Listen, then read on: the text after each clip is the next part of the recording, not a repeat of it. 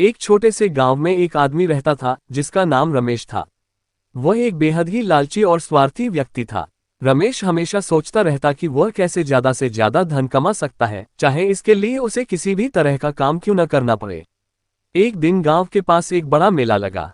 मेले में एक बूढ़ा साधु बाबा आए और उन्होंने गांव के लोगों से कहा, जो कोई भी मेरे पास आकर एक नेक काम करेगा, मैं उसे एक ऐसी वस्तु दूंगा जो उसे उसकी सारी इच्छाओं को पूरा करने में मदद करेगी। रमेश को ये सुनकर बहुत लालच आया। उसने सोचा, अगर मुझे साधु बाबा से ऐसी वस्तु मिलती है तो मेरी सारी इच्छाएं पूरी हो सकती हैं। मुझे बस यही चाहिए। वह जल्दी जल्दी साधु बाबा के पास गया और बोला, बाबा, मैं आपकी सेवा करने के लिए तैयार हूँ। मुझे वह वस्तु दीजिए जो मेरी सारी इच्छाओं को पूरा कर दे। साधु बाबा ने रमेश को एक सूखा कांटा दिया और कहा, यह कांटा तुम्हारी इच्छा पूरी करेगा, लेकिन इसका एक नियम है। इसे तुम्हारे पास 1 महीने तक रखना होगा और यदि तुम्हारा दिल स्वार्थ से भरा रहा तो इसका असर उल्टा हो सकता है।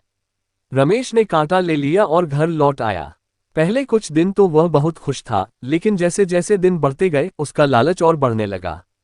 उसने सोचा, अगर यह कांटा मेरे सारे काम कर सकता है तो मैं इसका इस्तेमाल क्यों न करूंगा, ताकि मेरी दौलत और बढ़ जाए। उसने कांटे का इस्तेमाल करके अपनी संपत्ति को बढ़ाना शुरू कर दिया, लेकिन साथ ही उसकी आत्मा में और ज्यादा लालच समाने लगा। 1 महीने बाद रमेश फिर से साधु बाबा के पास गया और कहा, बाबा, मैंने कांटे का पूरी तरह से इस्तेमाल किया है, लेकिन अब मुझे और अधिक चाहिए। साधु बाबा ने उसे देखा और कहा, तुमने इसका गलत इस्तेमाल किया।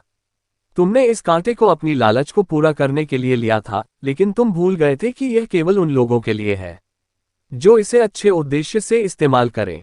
तुम्हारी इच्छाओं ने तुम्हें अंधा बना दिया और तुमने अपनी नैतिकता खो दी। अब तुम्हें इस कांटे को छोड़ देना होगा, क्योंकि लालच कभी भी खुशियां नहीं ला सकता। रमेश को समझ में आ गया कि उसने अपनी लालच के कारण न केवल अपनी नैतिकता खो दी थी, बल्कि वह अपने जीवन की असली खुशी भी खो बैठा था। वह साधु बाबा से क्षमा मांगने लगा और उसने वादा किया कि वह अब लालच को अपने जीवन से बाहर करेगा। ये कहानी हमें ये सिखाती है कि लालच इंसान को सही रास्ते से भटका सकता है।